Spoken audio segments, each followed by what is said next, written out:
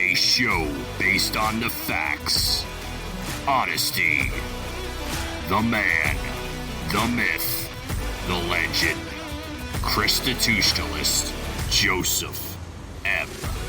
Leonard. Welcome to Constitutionalist Politics Podcast, aka CTP. I am your host, Joseph M. Leonard, and that's Leonard.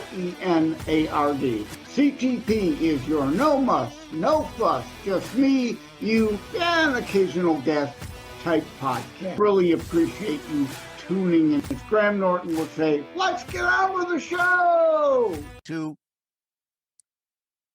Hello, everyone. Welcome to another episode of Constitutionalist Politics Podcast. Joining me today is Terry Brinston.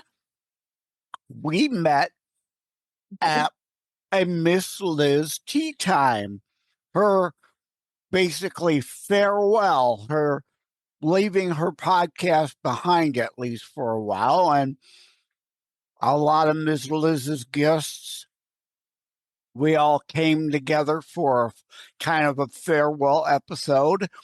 And Terry and I met each other there. So figured we'd have a discussion too. Welcome to the show. I cannot talk today. Welcome to the show, Terry. Thank you so much for having me. I look forward to speaking with you today. And you're associated with my school nurse program and nursing wellness. I can't talk. Nursing Wellness Group Foundation. Yes? Nurturing Wellness Group Foundation. What did I say? Nursing. Okay. We probably should stop this, throw it all out, and start over again. But I'm not going to do that. It's like I say to my audience, you get what you get with me. I'm not here hiding anything. Warts and all. Here it is. So they appreciate it. Yeah. So first, I guess, the proverbial background information, right? Where were you born and raised and all that kind of stuff? Where are you now? Okay. All right. So I grew up in Michigan. So I've been here all my life. So I grew up in Inkster, Michigan, and I went to Robichaud High School in Dearborn Heights. And so that's been my upbringing, and my my roots are from there. I currently live in Romulus, Michigan, and definitely love my community. And so I've been working as a nurse and a teacher for over 26 years. So I'm a pediatric nurse, and I know when I see I'm a nurse and a teacher, pediatric nurse. So I work with young people in a high school setting, and I help them to get connected to the medical field. So I teach them introduction to the medical field and basic information that they need. So we're trying to build up our healthcare system because I need to retire soon. And so I get us some, get us some retirement, get some people working. And I'm a pediatric nurse, like I said, and a business owner. I'm busy. I get really bored real quick. So I got a lot going on. So I'm the CEO of the Nurturing Wellness Group Foundation, which is a nonprofit. We work with young people, young adults who are struggling with thriving. We also work with schools, and we help them to connect them to different resources, mental health resources, so that they can be productive citizens. And so, and I also work for schools, and I help them to get their policies and procedures. So I'm so busy. But one of the things I do is that youth are in the center of my mission. And everything that I do has a direct impact to helping young people to thrive, to making sure that they have a safe environment in our school systems. And so that's who I am. That sounds good. And for those who don't know, Romulus is where Detroit Metro Airport is.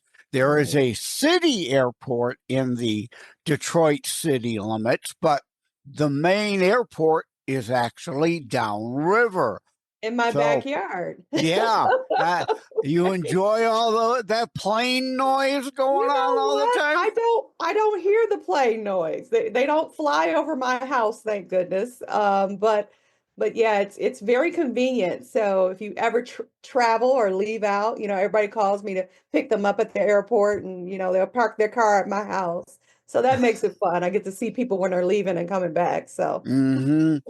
So, yeah, what noise you would normally get there, you've kind of acclimated to it and you don't even really pay any attention to it. no, they don't fly over my house. They come in from another direction, so they don't really. When we hear a plane flying over, it's very it's not a normal occurrence. When I lived in Inkster, we heard it all the time, You but here were I don't hear anything. So you were I'm on one of the main runway kind of main paths flies right. right over Inkster. There Yes. you go. Right. So that was not good, but yeah, where I'm at now, I'm closer to the airport, but I don't hear anything. So that's Yeah. good. Yeah. I often hear that a lot of people who like railroad tracks are Yeah. ways from me.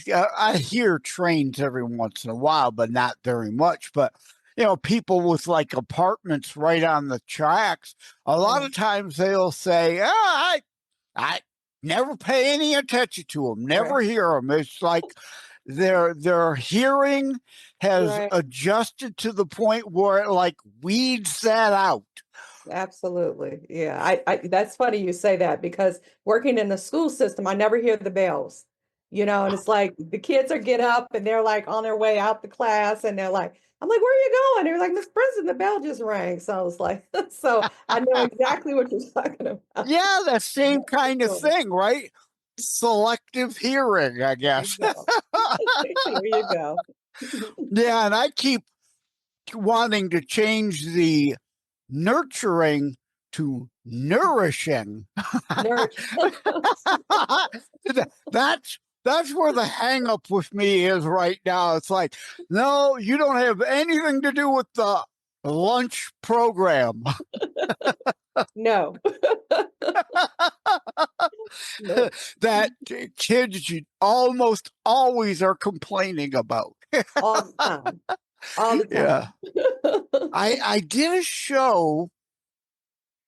I don't remember the guest name now offhand, but we did go into that. It's like a pizza burger thing every day isn't good, but like when Michelle Obama, give her an A+ for intention, but in results she gets an F because kids were just, if they're throwing it out every day and they're getting nothing whatsoever in them because they refuse to eat what you insist they gotta eat, uh, that's not good either, right? So That's funny you say that because I've been working in education for a while and I've seen that transition. And now, no lie, during that time, I can't remember the name of the program that she implemented, but during that time when Michelle Obama implemented, the program where we had to really look at the nutritional impact and the vending machines and all of that stuff, I promise you, we saw a difference in the weight and the energy level of our students. At me as a teacher, I saw the difference. And,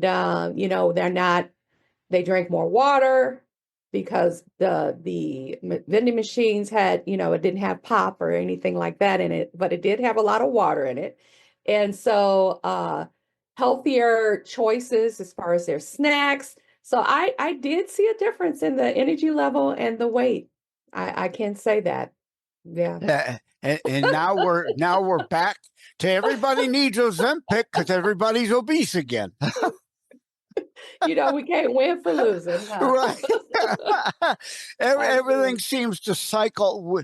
It's Yeah. that pendulum swing. We go way overboard one way, then we go way overboard back the other way. And Yeah. it, it Can't win for, yeah, it's always something. And just hold your breath. It'll come right back around again. And, right. we tried something different and now we doing something else. Yeah, it becomes a little discouraging. Absolutely. But yeah. Yeah. And the biggest problem with different programs is that when you try to make everything a one size fits all in Yeah. a Martin Luther King Jr. content of character individualism society, Mhm. it doesn't work. Yeah, yeah. Yeah, everything is not for everybody. You definitely have to look and see what what works for that particular community or what works for that particular school. That's what I do with my school nurse is we go into the school system and we look at their population. We look and see what types of medical issues are the children dealing with. And then we provide we call it a care plan for the school to kind of help to make sure that they are compliant with state and federal requirements for the school. So, for example, what percentage of schools do you think have school nurses? What do you think? I would hope almost all of them would, but yeah, probably very few. Yeah, probably like about 35% of schools have school nurses. And so a lot of people, I talk to a lot of parents and they're like, who sees your child when they get sick? And they'll say, oh, the nurse. And no, well, find out if your school has a nurse. A lot of times that role is being delegated to the secretary. And our secretaries are being worked just so hard. Now some schools, they have like a part-time nurse, or maybe they may have a nurse that comes over and reviews their charts and different things like that. But some schools, they don't have anything, right? And so what we do is we go into the school systems and we help them to make sure that they have the right policies in place. We make sure that they have the right training for their staff. And we also see if they need medical support because you have a lot of kids. These kids get sick. We didn't get this sick. I don't remember, being in public school and, being sick all the time. Kids their bones are breaking. We see so many fractures and asthma and diabetes and allergic reactions. And so these young people are dealing Goes with, back to our diets again. All these absolutely processed all foods, the and processed foods and I'm a big believer in everything in moderation, but the right, problem is absolutely. they're eating McDonald's every day. That's not healthy, Right. obviously. Absolutely. That used to be a luxury for us. Now it's a luxury because it's so darn expensive. But, we are not eating right. And we have a lot of our kids are just dealing with so many medical issues. And then they're in school from what, 7 o'clock until 3. Things happen. They have asthma attacks. They have allergic reactions. They may be dealing with, you know, the first time a child really recognizes that they have, or the parent recognizes that they have some type of disorder, they're usually at school. And so we have to get that support. And so what we do with my school nurse is we provide that support for schools who don't have school nurses. So we bridge Hmm. that gap. And sometimes they may want to subcontract us to come in and be a nurse, or sometimes they just may want us to provide the training and make sure that they're compliant with state and federal laws so that they don't get in trouble. Right. So that's Right. that's what I do with that company. Yeah. Well, you briefly mentioned mental health before, and Uh-huh. that's kind of really the road I want to go down now. It's like I was talking with someone else earlier today, right? Uh-huh. These, eh, they're just, so how about socializing with people? They're so self isolated, it seems, even now, way outside of the Wuhan hysteria, where obviously during the lockdown phases, even when they don't have to be locked down, they almost self-isolate, and that's not healthy. No, it's not. And this is a major problem. And I don't think it's a new problem. I just think we've started to shine the light on it. There's definitely has escalated and gotten worse because of COVID. But it was a problem. We really never addressed our mental health, and I think that was one benefit of COVID, that it did shine a light on this issue. And so people are really paying attention to that. And the phone usage in our school system is horrible. You're right, they're addicted to their phones. And they believe that they can multitask, and they can't, And so, but they believe that they can. And so it is a major problem, and I truly believe, and to further uh, address that issue, is a lot of our schools don't have the resource to support the mental health of our young people, right? So we don't have enough counselors, we don't have enough social workers, and so it really is a horrible issue. And that's another thing what we do through the Nurturing Wellness Group Foundation. We subcontract counselors and social workers, and everything that's dealing with medical connection, like a wraparound support services for our youth. But first, we get in there to see what they need, because some schools may not need it, and because we know that it's not one size fit all. So we go in there and we evaluate and see, will your kids benefit from having mental health support through counselors and setting policies in place? We look at, okay, we look at these test scores, and it's like, okay, well, one thing we can do is ban the phones in the school, make them turn them off, while you're sitting in class, let's turn our phones off. And so, for a while there, teachers could not take the phones from the students. They had to have their phones. But Well, that to now, me is mm, the lazy parenting, right? mm, If way back when we mhm, used to, if we were sick or whatever, if there was a deal where you needed something for whatever reason, a parent could call into the school and the school could send someone to the schoolroom, and right, there isn't a need to have these literally chained around their neck 24/7. If they're sick, they go to the office. There used to be these things called payphones, right? And we all managed to seem to work okay without that tether 24/7 before. But the technology has become like a crutch. Oh, absolutely. I definitely agree with you 100%. We are the fast food generation. We want everything right now, right? And so with that said, we got to have things instantaneously. And so, when I want my son or I want my daughter, it's much easier for me to send them a text, because I know they got their phone on their lap, regardless of they're in the classroom. I just think that we I don't want to throw it on all just parents. I just think our society has embraced this quick, fast fix, and we just gravitate to it. I don't think we really realize the impact that it has, having that phone. It's like I can't Mhm. tell you how many times I'm repeating myself, or I just said something and someone will raise their hand and ask me the exact question that I just answered. And it's like, it's because you're distracted, and so Yes. it's a big issue, and it needs to be addressed.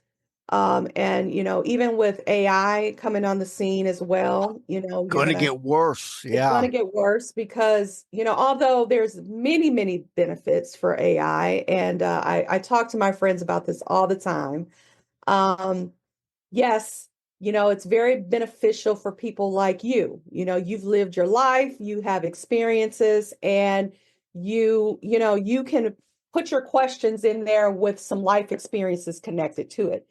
But can you imagine if you haven't had any life experiences? And so you have, I don't know, it's a crutch too. That's Yeah. something that's my soapbox.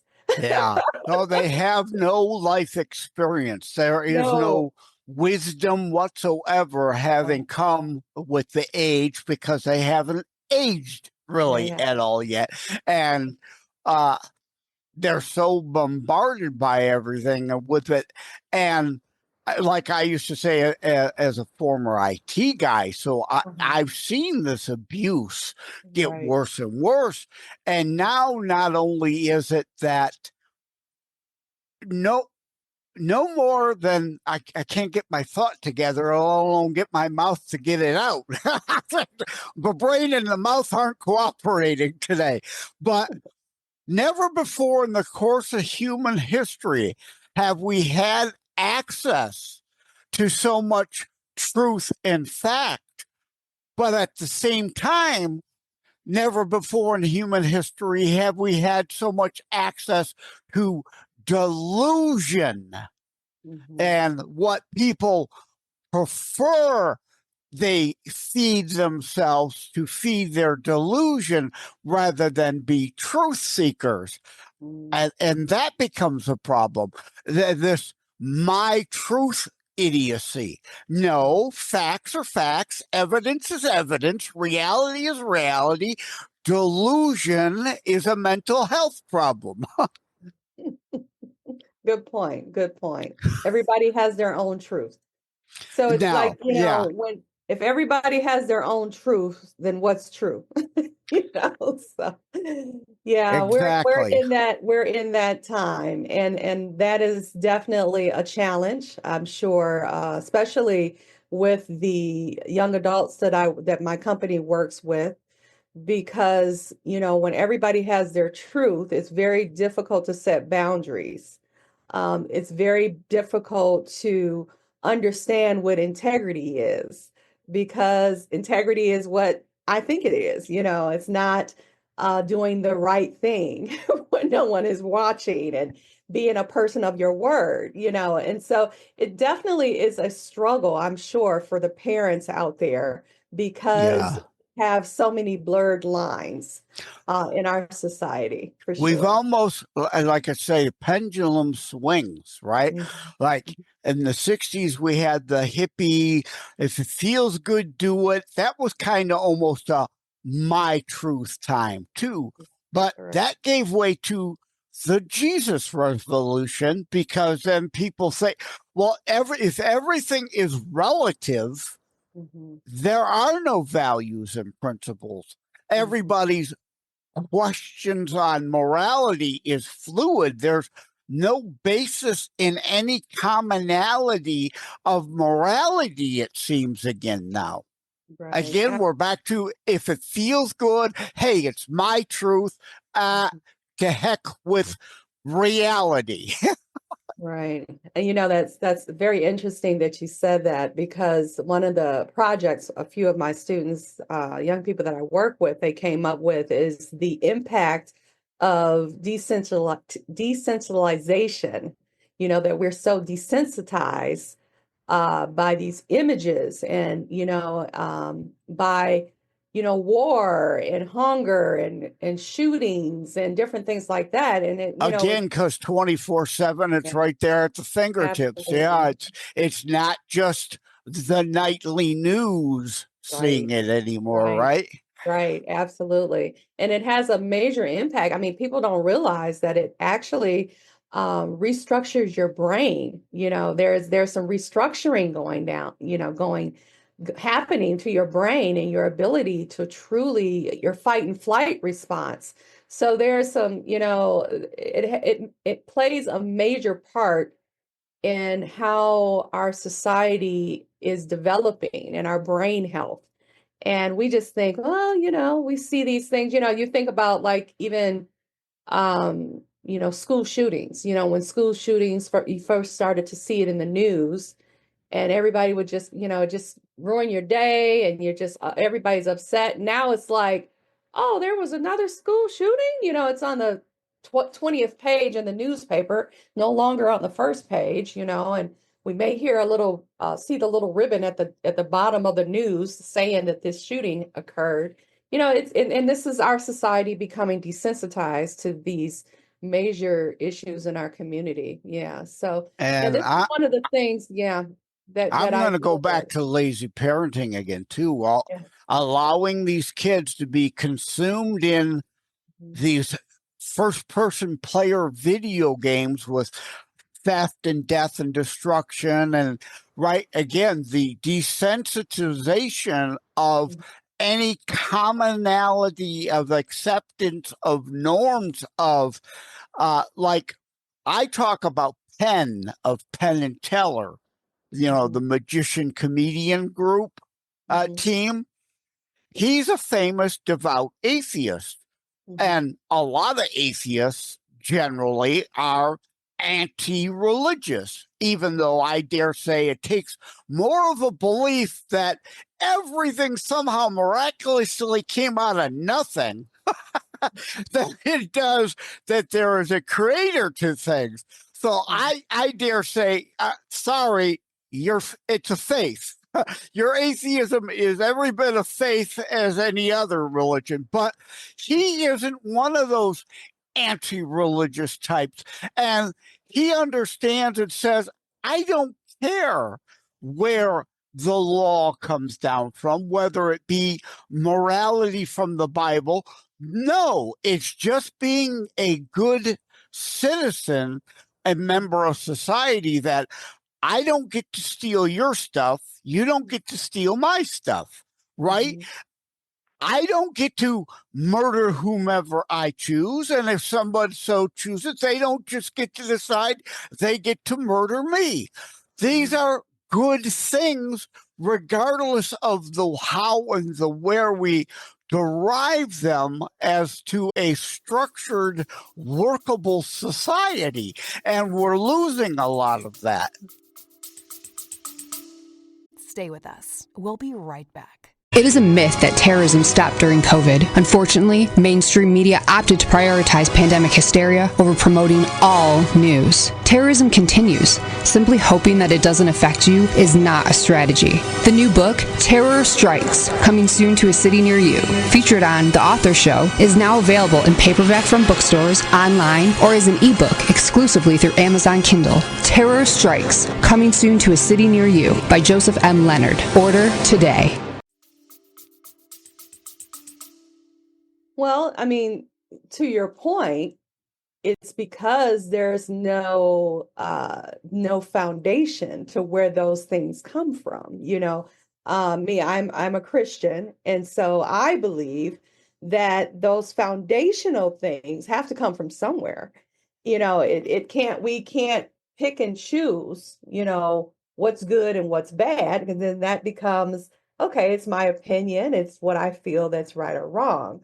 And so that's one of the things that I love to teach my young people, is that you have to have integrity. If you have a belief system, if you believe in Christ, if you believe in God and the Bible, then that's the foundation of your good. It's not based on what the world says is good, it's based on what God says is good. And so, and that's I don't know if we want to go there, but that's one of the things that, as what's good, Right. what are we measuring ourselves to, Yeah, and that's, I so think, why atheism has uh-huh. become more and more attractive, again, with the if it feels good society and my own truth. And I don't want anyone or anything to potentially be my boss, right?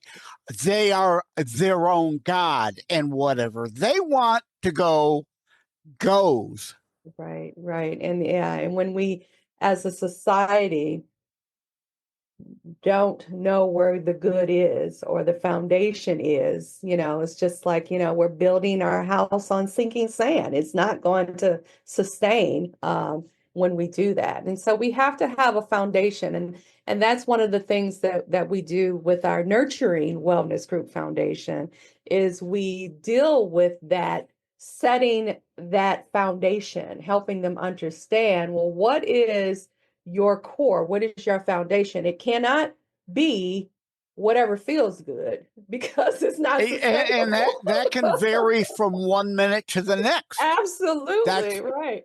When the wind blows, this is what I'm doing. And when the wind stops, this is what I'm doing. And so, that's not sustainable. And this is why, I mean, yeah, I enjoy playing video games, but to what end? As a temporary escape, because we Right. do all need occasional breaks from Absolutely. reality. That's great. But you touched on the key word there, sustainable. We are Right. going to completely destroy everything and on this planet. But yet at the same time, in a way, it's off the deep end the other way, that there is planet worship and survival of the planet that's been here long before we were here and will be here long after we're gone, but somehow putting Bambi and Thumper over human life. There's no valuing there. It's like with forest management and the refusal to do it. I was on a show just the other day. You know what upsets Bambi and Thumper more than you going in and clearing a little brush and creating fire breaks so we can have less acreage burning? It's being burnt to a crisp by a fire you allowed happen because you didn't want to upset Bambi, but instead you killed him. Way to go, climate worshiper. It's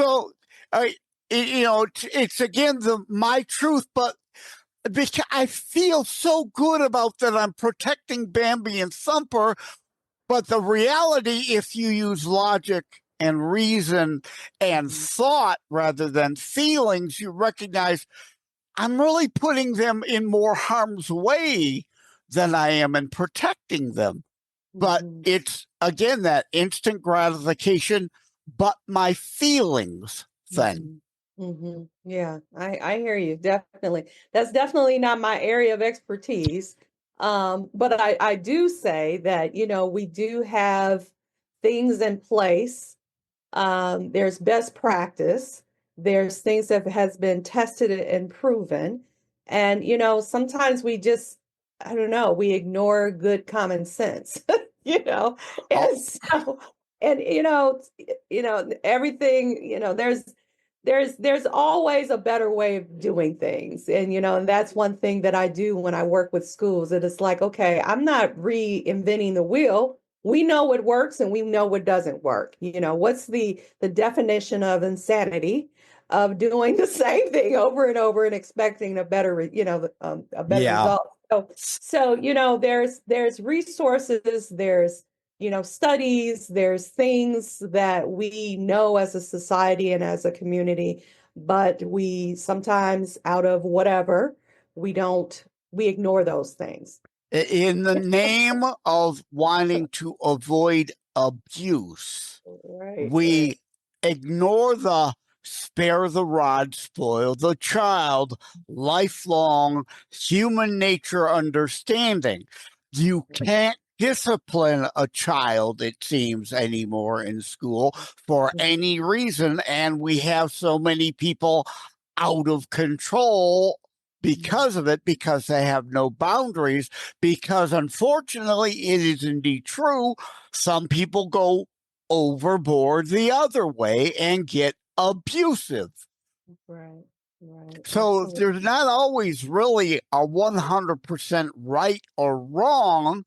We're human, we're going to make mistakes, but it bothers me when there are some who just refuse to want to bother to try. It's like, whatever. Yeah, as long as I show up and collect my paycheck, whatever. Yeah. I think that sometimes the reality of the problems becomes so humongous that it's very,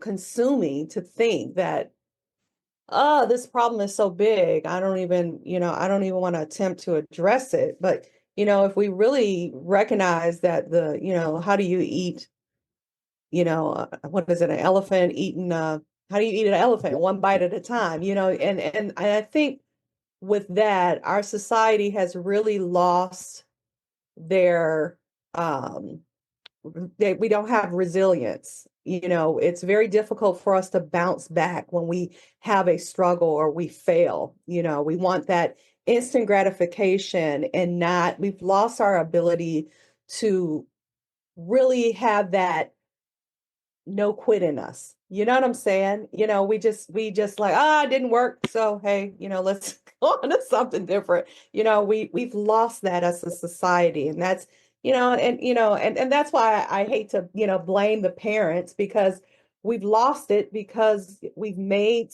very bad decisions. And Yeah. so we're at that state right now where it's like, okay, we need to start making better decisions. And how do you make a better decision is to be grounded in a better foundation. And And the that's my bottom opinion. line to me is that we continue, and that's where our Christian faith helps and comes in. We are to want to be our brother's keeper. We Right. are to care for one another.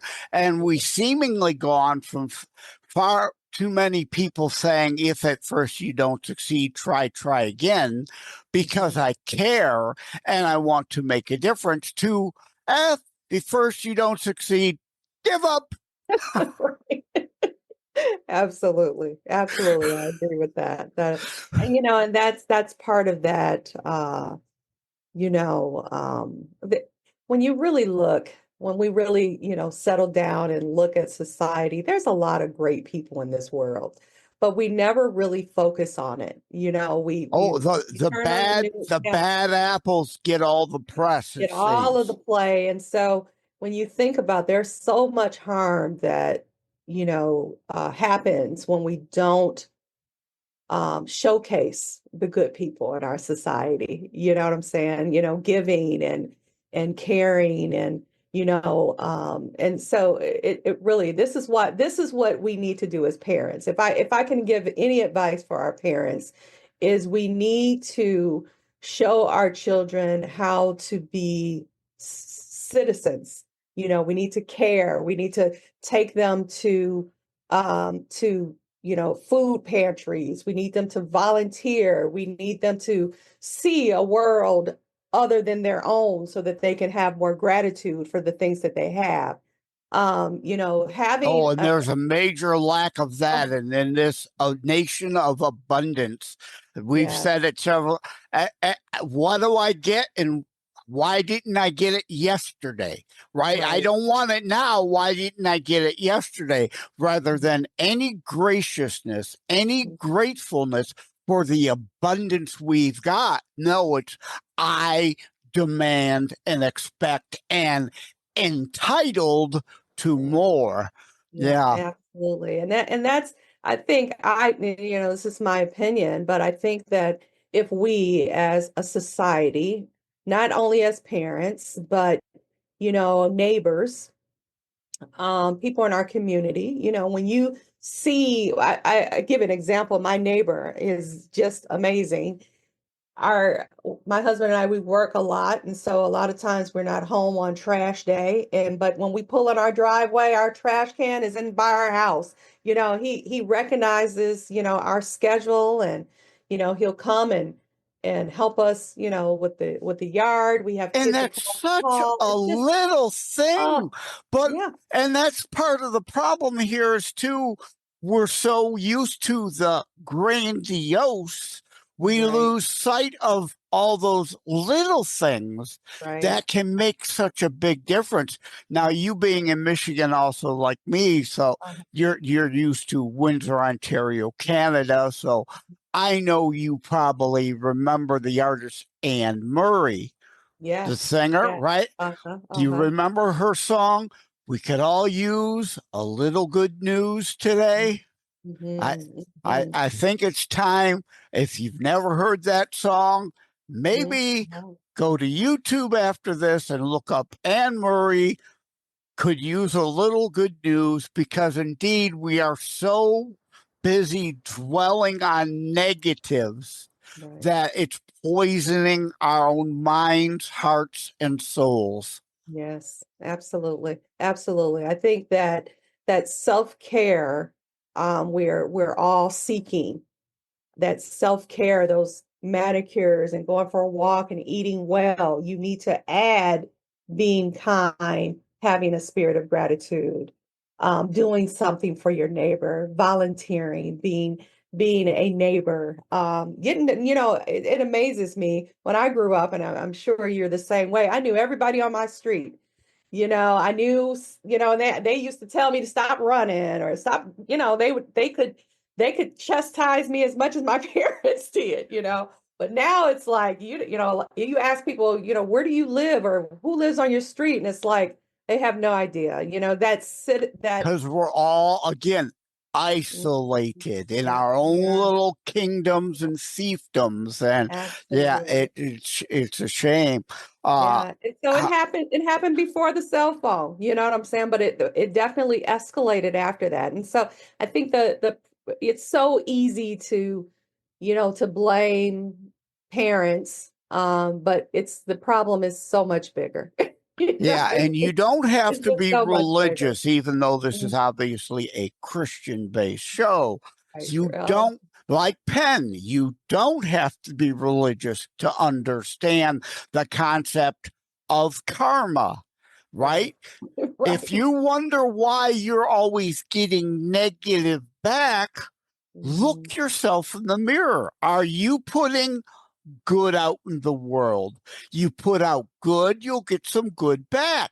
But if you're negative Nelly all the time, Mhm. why are you surprised that you're so down in the dumps all the time? Because you're negative and you're surrounded by other like negative people. Right. One truth with that, I did an exercise with some of the kids that I work with, and I had them to write down, think about one person that they're just so grateful for. It could be anything. Maybe, they did something for you, or they just played a major role, or they were just nice to you. And I had them to kind of write down what they did and, who that person was, and let them, spend a lot of time on just really getting connected with what this person did for them. And then I said, okay, you got your person, you wrote it down. Then I said, okay, call that person and read that letter, read what you wrote. Mm-hmm. And then afterward, we kind of before we did it, I asked them, well, and I got this idea from one of like a show. I can't remember the project that I was watching, so I don't want to take all the credit for it. But anyway, and so we measured their mood before they did it, the activity. And then we measured their mood after they made that phone call. And so we think as a society, we think that doing good is only going to benefit the other person, and it doesn't. It benefits you. Doing good and serving other people, and like you were saying, if you're being negative all the time and your Yeah. negative is coming towards you, For when your you are, own mental health, right? yes, yes, You are going to get absolutely, back what you're projecting. And if absolutely, you want positive for yourself, put right. some positive out there. All right. Well, I like to joke all the time too, right? Things are always so serious. We got to keep a sense of humor. So Mhm. I'm joking here. You were such a horrible guest. I don't know why anyone would want to get a hold of you, but it's a joke, people. It's a joke. Just playing. And we lighten up, please. But Right. indeed, do you have a website where people can reach out to you? Sure. You could reach me at myschoolnurse.co, and that is for my business where I work with schools. You can also reach me at terrybrinston.com. I'm sorry, terrybrinston.com. And that's my personal website. I'm a speaker. I'm an author. And so I like to, speak at Yeah, different companies and I things was like going that. to wrap it up. That's usually the wrap up question, but yeah, let's at least mention a couple of your books. Oh yeah. Well, you know what? I've written several books, but one of the books that I would like to highlight is Grateful for the Journey, Surviving COVID-19. I was a victim of COVID-19. And so I wrote actually, I'll just really quick, I'll tell you this quick story. I was on a ventilator and I was in the hospital for a month. And so I lost a lot of my memory. And so when I Oh, came home, of course, I was, struggling with figuring out my life. And my counselor had me to journal. And through that process, um, my husband told me to have it published. And so this is the publication of me rediscovering myself yeah. So you after were COVID. definitely one of the ones who really got hit by, like, I had the Wuhan hysteria 4 Okay. different times.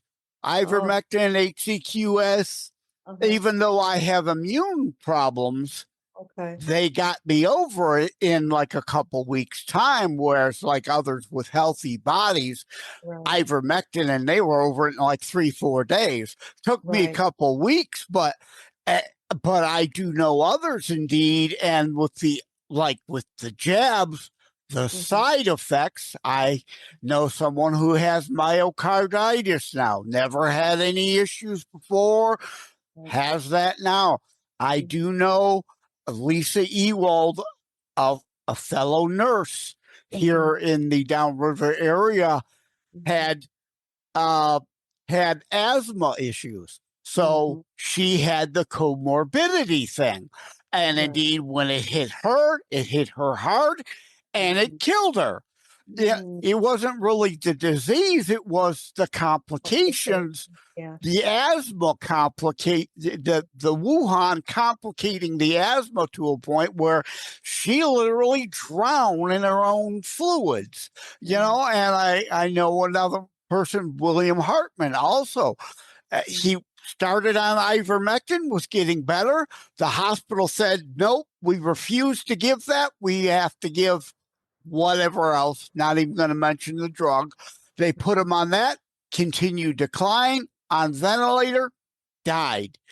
Yeah. Whereas other medications were working for him, because even though we all share a lot of similar DNA, each Mhm. patient can react differently to Mhm. different things, different medications, right? It's why there are so many different cold, for a very simple analogy concept, right?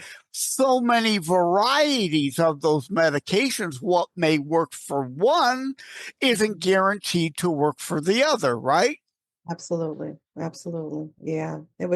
Yeah, we have just my heart goes out to all the people who lost loved ones during that time. I got COVID in the very beginning, like in May.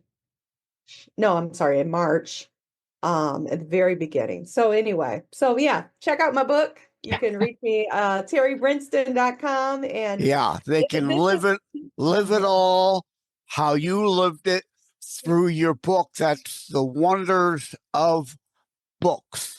yeah, absolutely, absolutely. All Well, right. thank you Well, so much for having me. I appreciate thank it. you, Good Terry, for conversation. coming by. Like I say, I never script shows, and I never quite imagined we'd go all the areas we did. But I'm just that guy. Whatever rabbit hole opens, hey, dive head first.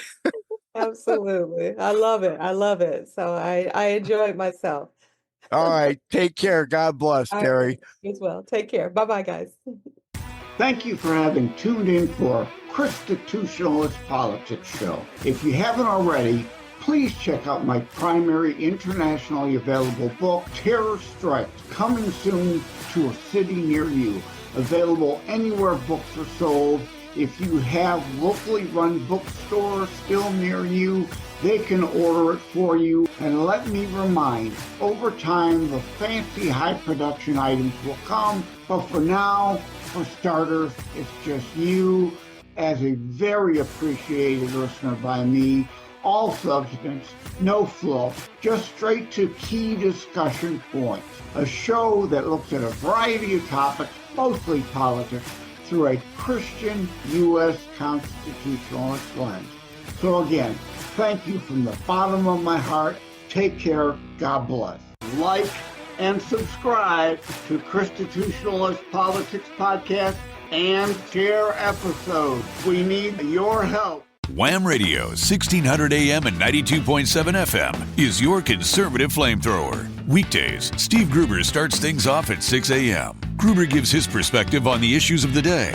At 9 a.m., Glenn Beck blazes the airwaves with his nationally syndicated program. From noon to 3, it's Dennis Prager. At 3 o'clock, it's Wham's own Thayrone X. On the Edge, Thayrone tells it exactly as he sees it. At 6, it's The Dana Show, your conservative alternative. At 8, don't miss Joe Pags. Weekends are filled with conservative talk as well. Fingers Malloy, Thomas LeDuc, The Abolitionists Roundtable, A Moment of Clarity with Pastor Rick, Your American Heritage with Ed Bondarenka, Dave Janda's Operation Freedom, and Dick Kupke's Trigger Talk. You can even get links to Wham podcasts from Dave, Dick, and of course Thayrone, all from their pages on our website, whamradio.com. Keep it locked on Wham Radio, 1600 AM and 92.7 FM in southeastern Michigan, and whamradio.com anywhere in the world.